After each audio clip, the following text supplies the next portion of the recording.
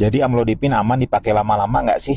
Kita bahas sama-sama. Spoiler, ternyata ada banyak bonus yang bisa bikin kamu bilang wow. Halo semuanya, saya Dr. Erta, spesialis jantung dan pembuluh darah dari Klinik Kiera. Kali ini kita akan jawab pertanyaan yang sering banget muncul. Dok, amankah kalau kita minum amlodipin dalam jangka panjang? Nah, kalau kalian penasaran, simak sampai habis karena saya bakal kasih data-data ilmiah yang bikin kamu tenang. Sebelum kita mulai, mari kita bayangkan dulu amlodipin sebagai seorang bodyguard super andal buat tubuh kita. Dia bertugas menjaga tekanan darah tetap stabil, tapi dia juga punya keahlian lain yang jarang orang tahu. Misalnya, hasil penelitian dari ALHET atau Anti-Hypertensive and Lipid Lowering Treatment to Prevent Heart Attack Trial tahun 2002 menunjukkan bahwa amlodipin sama efektifnya dengan obat antihipertensi lain dalam mencegah stroke dan penyakit jantung koroner. Bahkan, risiko stroke pada pasien yang minum amlodipin itu lebih rendah dibandingkan kelompok yang menggunakan obat lain. Jadi, kalau kamu mikir amlodipin cuma buat turunin tekanan darah, kamu salah besar. Nah, selain melindungi jantung, amlodipin juga ternyata punya sisi lembut buat ginjal loh. Penelitian oleh Bakris dan timnya di tahun 2004 itu menemukan bahwa amlodipin membantu melindungi fungsi ginjal, terutama pada pasien hipertensi yang juga punya diabetes tipe 2. Bayangkan,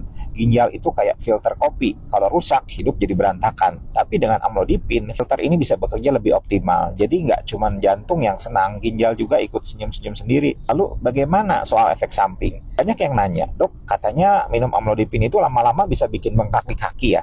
Iya benar, edema perifer atau pembengkakan di kaki itu memang salah satu efek samping yang paling umum. Tapi tenang, ini bukan kasus bengkak yang bisa bikin kamu harus beli sepatu baru kok. Dalam penelitian Jamerson tahun 2007, kombinasi amlodipin dengan ACE inhibitor seperti enalapril, lisinopril itu bisa mengurangi insiden edema ini secara signifikan. Jadi kalau kamu merasa bengkak, coba diskusikan dengan dokter. Mungkin dosis amlodipinnya bisa dikurangi lalu ditambahkan dengan ACE inhibitor. Selain edema, kadang ada juga yang bilang, dok, saya pusing setelah minum amlodipin. Nah, ini biasanya terjadi di awal-awal pengobatan saat tubuh sedang beradaptasi. Kalau kita lihat penelitian dari Elliott and Mayer tahun 2007, samping seperti pusing atau sakit kepala ini hanya bersifat sementara dan nggak mengganggu aktivitas sehari-hari. Lagi pula, apa iya sedikit pusing itu lebih buruk daripada risiko stroke atau gagal jantung? Saya rasa enggak ya. Sekarang kita bicara soal keamanan jangka panjang. Ada penelitian Black dan timnya di tahun 2008 yang menunjukkan bahwa penggunaan amlodipin jangka panjang pada pasien dengan sindrom metabolik itu tidak meningkatkan risiko diabetes yang seringkali jadi kekhawatiran utama. Bahkan amlodipin ini lebih aman dibandingkan beberapa jenis obat antihipertensi lain dalam profil metabolik. Jadi kalau ada yang bilang amlodipin bikin kamu rentan diabetes, mitos ya. Nah, kalau kita bandingkan antara manfaat dan efek sampingnya, jelas bahwa manfaat amlodipin itu jauh lebih besar. Bayangkan, kamu minum 1 tablet kecil setiap hari, tapi mendapatkan perlindungan untuk jantung, ginjal, dan otak sekaligus. Efek samping seperti edema atau pusing itu ibarat tamu tidak diundang